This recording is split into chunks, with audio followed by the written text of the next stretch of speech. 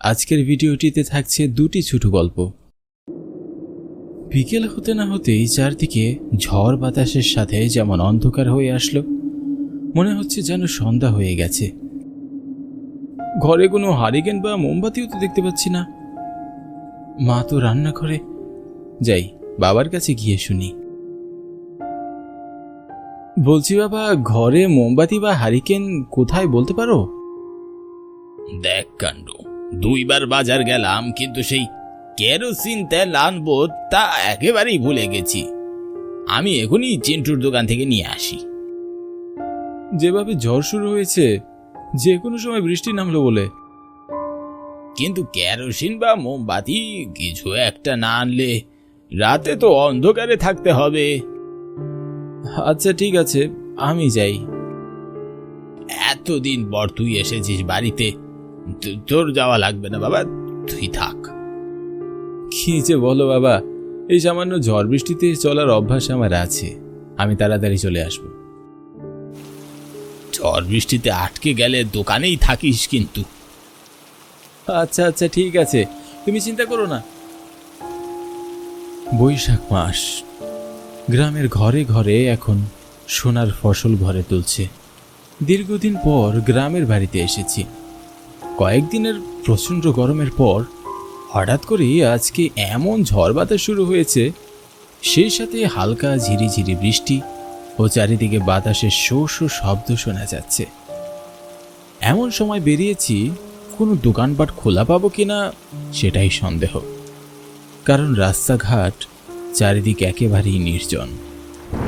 কিছুটা পথ যাওয়ার পর আকাশ ভেঙে ঝমঝমিয়ে বৃষ্টি শুরু হয়ে গেল। বৈশাখের প্রথম বৃষ্টি গায়ে লাগতেই মনটা অন্যরকম এক খুশিতে ভরে উঠল। অনেক দিন পর এমন বৃষ্টিতে মনে খুব শান্তি অনুভব করতে পারলাম। আর কিছুটা সামনেই চিন্টু মামার দোকান। ওনার কাছে মোমবাতি কেরোসিন দুটোই পাবো, সাথে 1 কাপ চা হলে তো আরোই ভালো। তবে এই ঝড় বাদলায় দোকান খোলা আছে কিনা সেটাই বড় কথা। দোকানে গিয়ে দেখলাম দোকানটি আধা খোলা অবস্থায় রয়েছে। বলছি, দোকান কি বন্ধ করে দিবে নাকি? আরে এই জ্বর বাদলায় বাড়ি থেকে বেরোনোটাই তো ভুল হয়েছে। এখন আর কি করা, দোকান বন্ধ করে একা বসে থাকো। কেন একা বসে থাকবে কেন? তা এই বাদলায় আর খদ্দের আসবে? কেন আসবে না? এই যে আমি এসেছি। তা এসেছো যখন বসো। আমাকে কয়েকটা মোমবাতি পলিথিনে মুড়িয়ে দাও তো। দিচ্ছি, দাঁড়াও। মনে হয় আজ আর কেউ দোকানে আসবে না। এই জ্বর বাদলায় জনমনুষ্যী থাকলে তো আসবে। কেন যে এর মধ্যে বেরোলাম, তোমাকে যে 1 কাপ চা খাওয়াবো তার উপায় কি আছে? এই ঝড় বৃষ্টিতে আগুনই তো জ্বলতে চায় না। আহা, তোমার ওসব নিয়ে ব্যস্ত হতে হবে না, আমি এখন যাই। কতদিন পর আসলে আমার দোকানে, তা একটু বসতে পারতে, শুকনো কিছু দিয়ে খাও। না না থাক, পরে সময় করে আসবো খন। চা খাওয়ার স্বপ্নটা স্বপ্নই রয়ে গেল। যাই হোক, অন্তত মোমবাতি তো পেলাম। এমন আবহাওয়ায় বাসায় গিয়ে একটু ঝাল করে চানাচুর মুড়ি মাখানো হলে একদম জমে ক্ষীর হয়ে যাবে। ব্যস্ত হয়ে বাড়ির দিকে জোরে জোরে হাঁটতে শুরু করলাম। বাতাসের শো শো শব্দ আর বৃষ্টির ছিটে গায়ে লাগতেই শরীর ঝিমঝিম করতে শুরু করেছে। কিছু সময় পর পর বিদ্যুৎ চমকানোর আলোয় চারিদিকে আলোকিত হয়ে উঠেছে। তবে প্রকৃতির এসব স্বাভাবিক ঘটনার বাইরেও কেমন যেন অস্বাভাবিক কোনো কিছুর অনুভূতি টের পাচ্ছিলাম।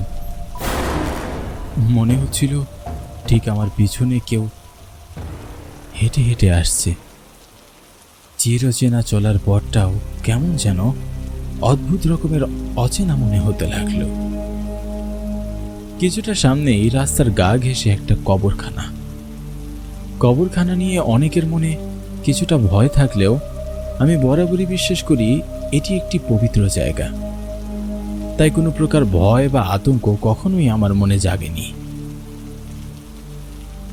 তবে যখন ওই রাস্তা ধরে যাচ্ছিলাম, তখন হঠাৎ করে বিদ্যুতের ঝলকের সাথে চোখ পড়ল কবরখানা থেকে এক সাদা ছায়া মূর্তি দ্রুত বেরিয়ে আসলো। আচমকা এমন কিছু দেখে আমার বুকটা ধড়াস করে কেঁপে উঠল। তবে চোখের পলকেই আলো আধারিতে আবারও সেই ছায়া মূর্তি কোথায় যেন মিলিয়ে গেল। এই ঝড় বাদলায় কি কি ছিল ওটা? কোনো মানুষ নাকি চোখের ভুল আমার? কাঁপা কাঁপা পায়ে আমি আবারও জোরে জোরে হাঁটতে শুরু করলাম। হঠাৎ করে এমন ভয় পাওয়ার কারণে গাছের পাতার শব্দ আমার কাছে অদ্ভুত মনে হতে লাগলো। মনে সাহস নিয়ে যত দ্রুত সম্ভব আমি হাঁটতে লাগলাম।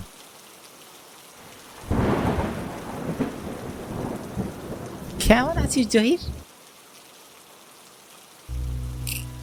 কে? আরে আমি চঞ্চল। ভয় পেলি নাকি? সেই কখন থেকে তোকে ডাকছি, হন হন করে হেঁটেই চলেছিস, যেন তোকে ভূতে তাড়া করেছে। আরে চঞ্চল, তাহলে তুই এতক্ষণ আমার পিছে ছিলি? আমি তো ভাবছিলাম কি নাকি। তা এমন ঝড় বৃষ্টিতে ভিজে ভিজে কোথায় যাচ্ছিস? কোথায় আর যাবো বল, কতদিন পর তোকে দেখলাম। তুই তো এখন শহরের মানুষ, বড় হয়ে গেছিস। আজকাল তোকে তো আর দেখাই যায় না। হ্যাঁ, অনেকদিন পর দেখা হলো বল।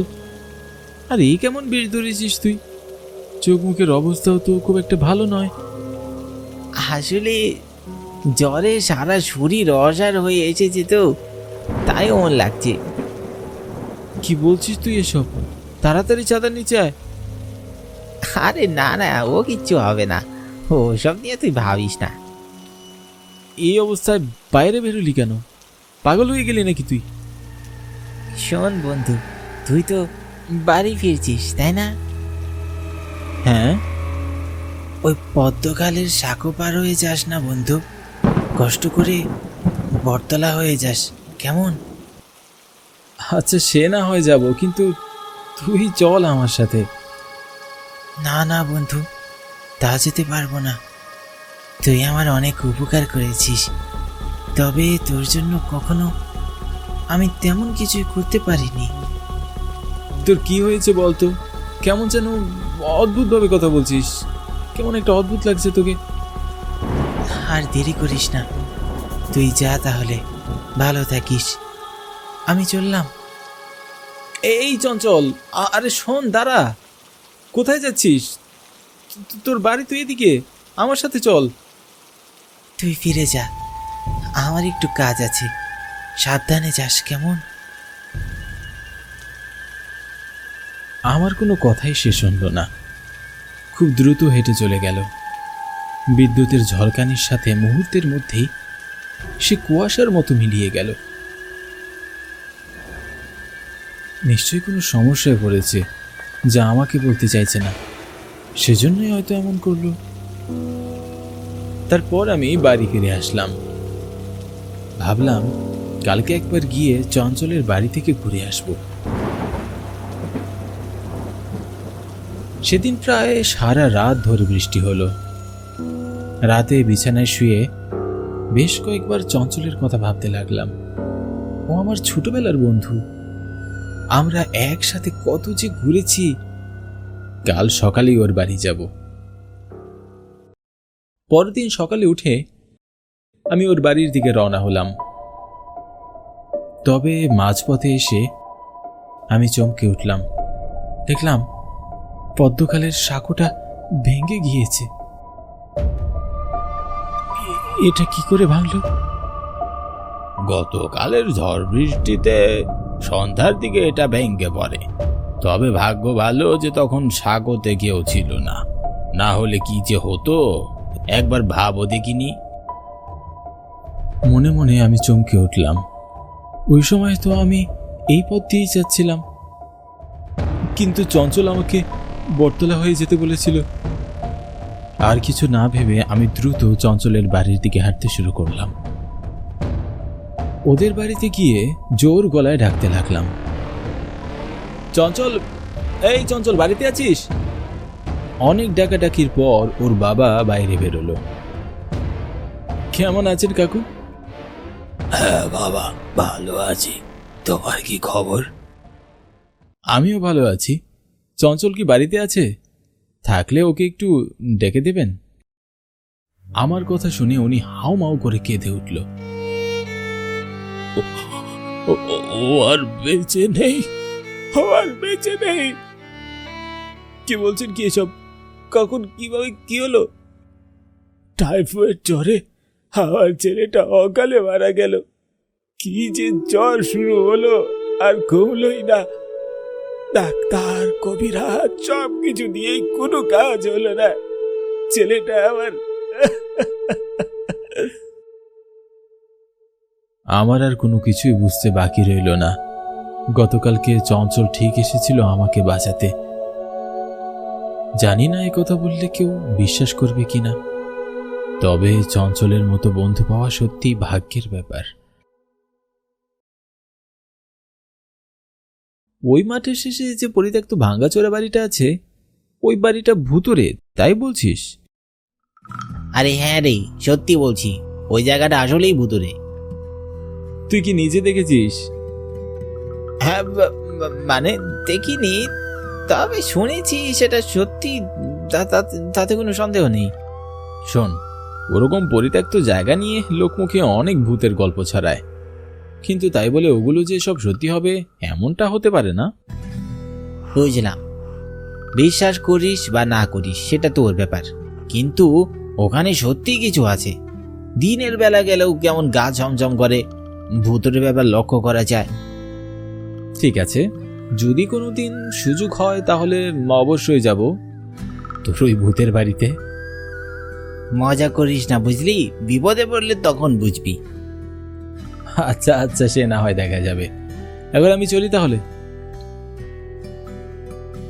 শালা আমাকে কিনা ভূতের গল্প বলে ভয় দেখানোর চেষ্টা করে।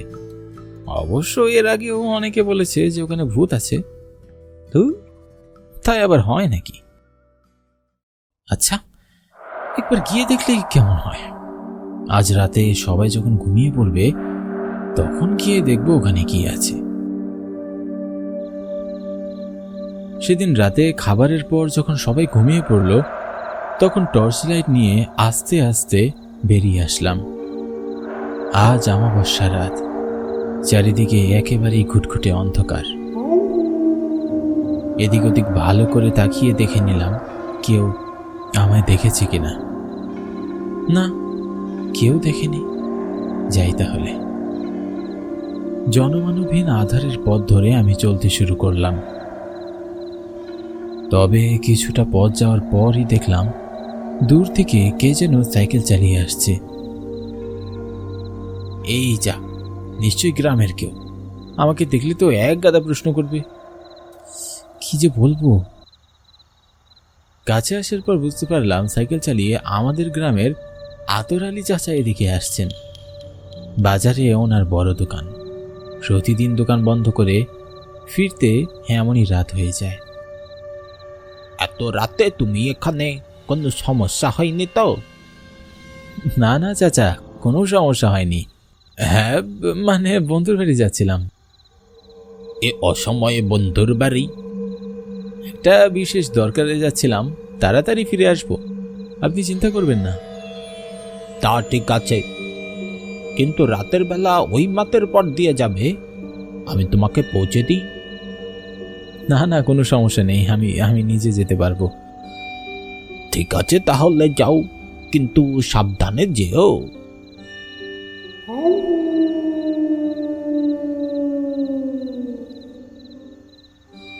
যাক, অনেক কষ্টে আতর চাচাকে বিদায় দেওয়া গেল। কি আর আছে এখানে, ওই তো পড়ে আছে ঝোপঝাড়ে ঘেরা ভাঙ্গা বাড়ির ধ্বংসাবশেষ। অবশ্য রাতের বেলা একটু গা চমচমে ভাব আছে, এটা সত্যি, কিন্তু তাই বলে ভূত যে আছে এটা বিশ্বাস করি না। আরে ওটা কি?